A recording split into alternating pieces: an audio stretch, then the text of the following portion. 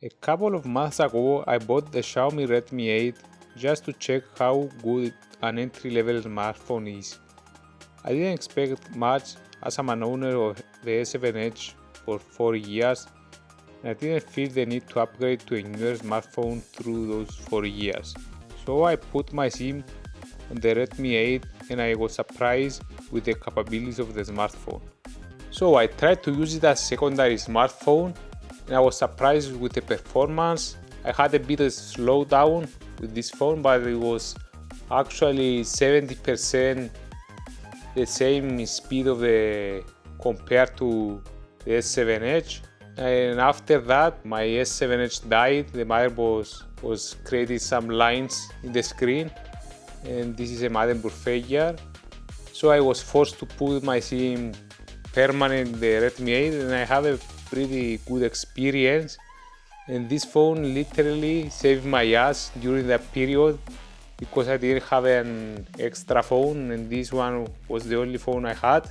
So I recommend it for this reason, because I could do all the tasks I did before with this phone with no problem. So I'm thinking to buy a new phone, maybe the Galaxy Fold or the Galaxy Z Flip, I don't know yet.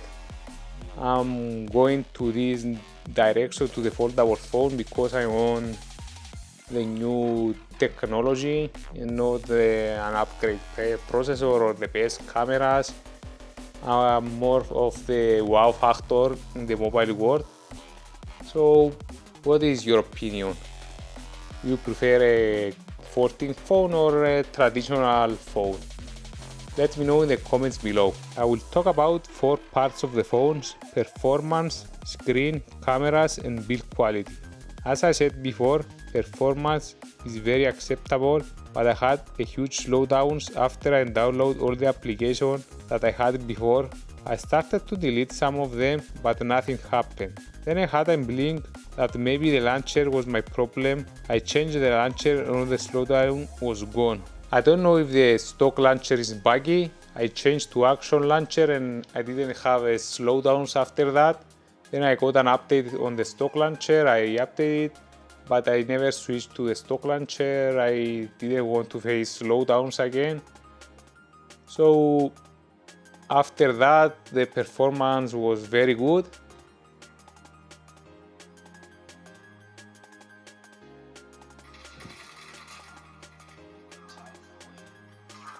Screen is a very important part, and coming from an AMOLED 2K panel, the 720p screen on this phone was very harsh on my eyes. I was getting blinded because I can see each individual pixel, and that was a hit on my eyes at first, but then I got used to it and I was okay with that. Only if I look at another phone with a better screen, I can notice the difference. Viewing angles on this phone was great, and at this price point it was very good.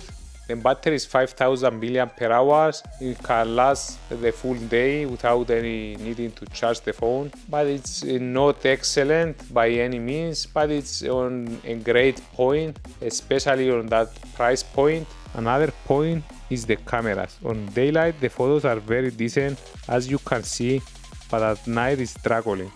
Portraits are also very good, and at this price I wasn't expecting so good results. The last one is build quality. The front of the phone is in glass, but the back is plastic, still shiny and glossy. It's a very good looking phone, but it doesn't feel extremely high quality, but it's very decent. Also in the back there are 2 cameras, a normal camera and a deep sensor, and below the cameras is the fingerprint sensor.